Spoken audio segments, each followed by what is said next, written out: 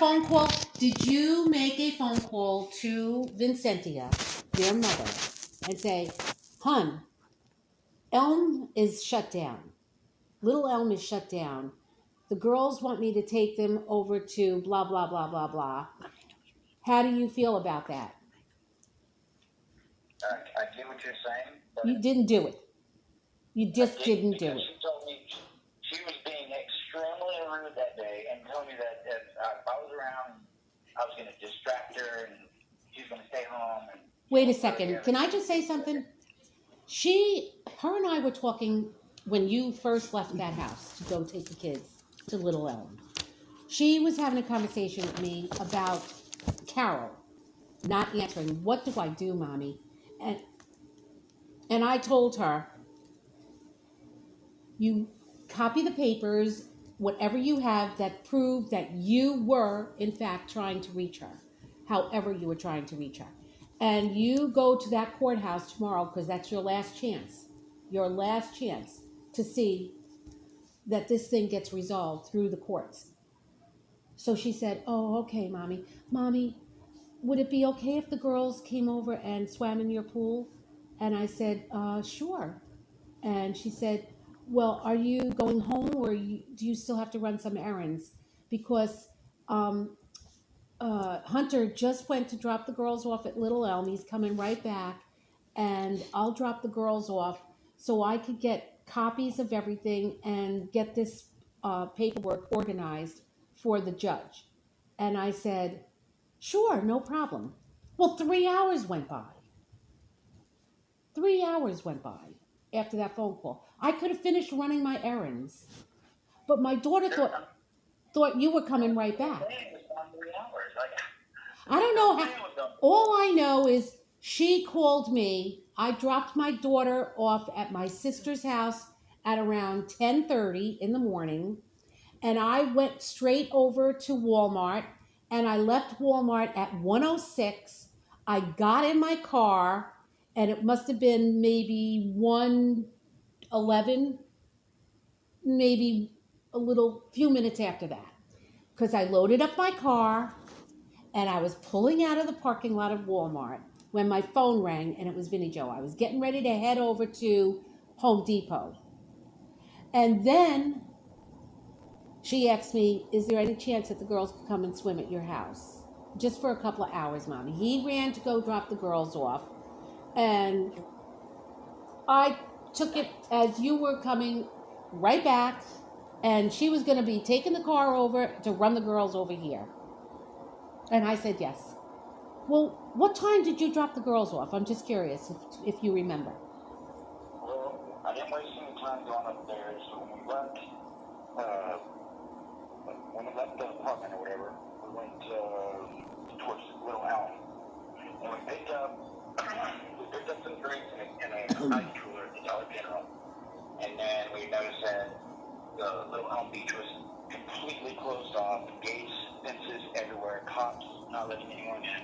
You can't jump the fence like everyone was doing a week or two ago because you'll get a ticket and yada yada yada. So I was like, "Look, girls, they're not gonna let you in. They're not gonna let you in. Like, there's no reason to cause attention to yourself and blah blah blah."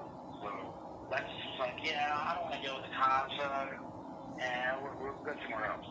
So we sat there for 5 minutes in the Fuzzy's parking lot, and I talked to him about the Willow Grove right behind the apartment, and I talked to him about the Pilot Knoll that we've already been to and she's already been to. And she's like, "No, I don't want to go there." And she goes, "Oh, listen, I know one, Sycamore. Let's go there. Some people go there, blah, blah, blah." I don't know. All right. Can I just stop you, Hunter? Did you ring my doorbell? Did my granddaughter ring my doorbell yesterday? Yeah, it was the youngest. Yes. I was trying to stop her for you were trying to. I'm glad you tried to stop her, but you didn't stop her because I actually have proof at exactly what time you finally arrived with those two girls.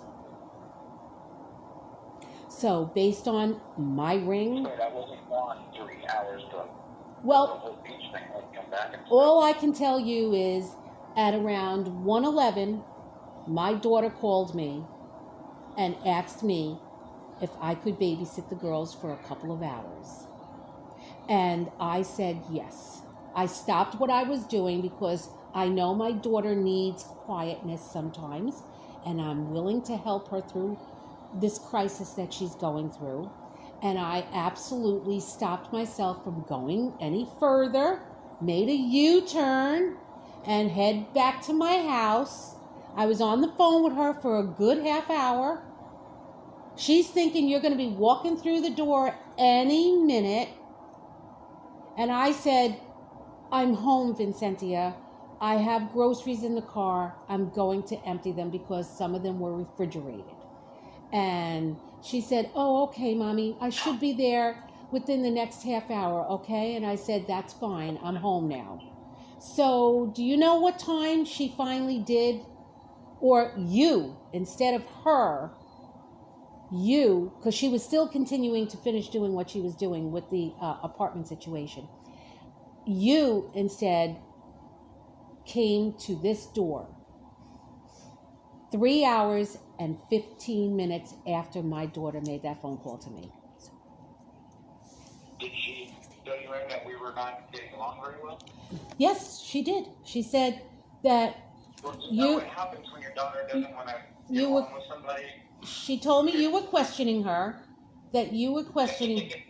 No, look, I asked her if she wanted to take a ride to your house, drop off the girls. Just a nice, simple, get out real quick, go for a ride. You have to. You have to say yes. You have to say no. I understand, but your daughter was going and her daughter, so it was a toss-up. It's her either driving the babies over here or you. It didn't even matter, did it? What mattered was the amount of time it took for the daughters to be dropped off. And I can't explain why it was at that hour, 3 hours and 17 minutes later. I can. Okay. And I'm not pointing fingers, but DJ, she gets mad and she'll yap, and she won't be quiet, and then I'll get up and I'll start yapping, and then it'll be yap world. And that's where he set the time that day. I remember it specifically because I was like, oh my God, like the kids are all here, like this is just fucking fucked. You know, I wanted my kids to see that me and BJ are actually a happy couple. You know, me and their mother were miserable. And then, you know, a couple weeks ago, they got to meet her, and they really like her, and they love how happy I am with her and stuff. And then this shit happens. It's just a stressful. Okay, so let me see now. I've got the texts that Vincentia texted me that you still weren't home, and she didn't understand where you were. I don't know what's going on, Mommy. He still I haven't heard from him. He's not taking any of my calls. I'm texting him. I'm trying to call him. That's 2 hours after you're gone. I have all the texts. So she's still at the house by herself with your little boy 2 hours later. So now 1 hour and 17 minutes is unspoken for. So I was told to go to Lil Elm, and then I had to go pick up my $60 and my shorts and flip-flops from the nieces. And so we went to Lil Elm first, and then I had to go there and do that. So I went all the way to Chris's, and then I came and then dropped them off all the way to Sycamore by your place. Do you know? Turn around. Okay. Do you know why Vinnie Jo won the case in court last week? Do you have any idea why she won that case? I can't tell you exactly. No. I just know that she's disabled and she knows the technicalities and the law. Oh, so you don't. I don't know how she won it. I don't know how you're supposed to win or lose them. I've never been evicted like that. Okay. Well, she had a paper trail. She had a paper trail, and she had time frames. She had schedules. Communication. She had communication, and that's what I have. I have all the communications from Vincentia yesterday, as well as conversations on the phone, trying to figure out where you are with her daughters. She has no idea. She's perplexed. Yes, and her blood was starting to boil. I get it. If you have my kids and I don't know where you are and you're not answering your phone, I'm going to start freaking worrying. When you're supposed to be back at the house and helping the situation out, which is what you said, because I was right there when you said.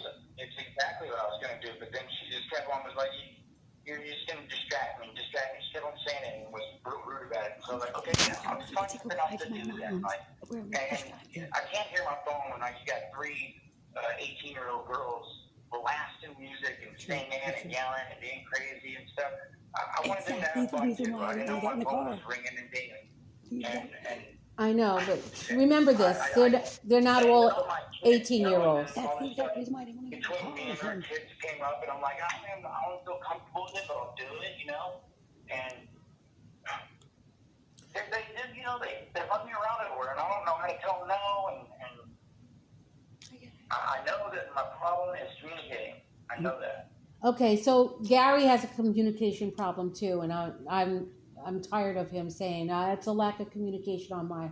I'm sorry, honey. It's a lack of communication. Yeah, you know what? It's a costly lack of communication when things like this start breaking down and we don't have the full answers of what's going on. For my daughter to have to be worried, I don't know if they got into an accident, Mommy. I don't know what's going on. I just need to know what's going on. I told him to go right there and come right back, and then it didn't happen. She did, have all those appointments yesterday for you guys to go together. I heard you say to her, go look for things, and as soon as my money comes through, babe, we could use my money to get into the new place. Did you not say that? I said that, and I wanted to be a part of it and everything, but I can't help that shit happened the way it did, I didn't know that Little Elm was going to be overcrowded, and then I was going to have to, I left my money at Bernice's. I didn't know that. It was starting the whole trip out. Yeah. I needed my money. I know, it was a domino effect that went wrong, and that's scary. I get it. It's always with me. I always screw myself over somehow, some way. The simplest way. Look, the two of you love each other. The two of you need to figure this shit out. Now, you either get off your lazy asses and get in the car and start looking for legitimate places other than that piece of shit that you're living in right now. And if I were you, I would go for a house, if that's at all possible.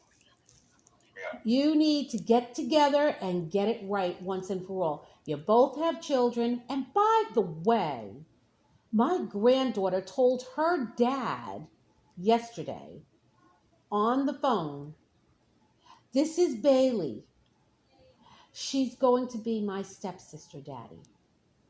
That's what she told her father.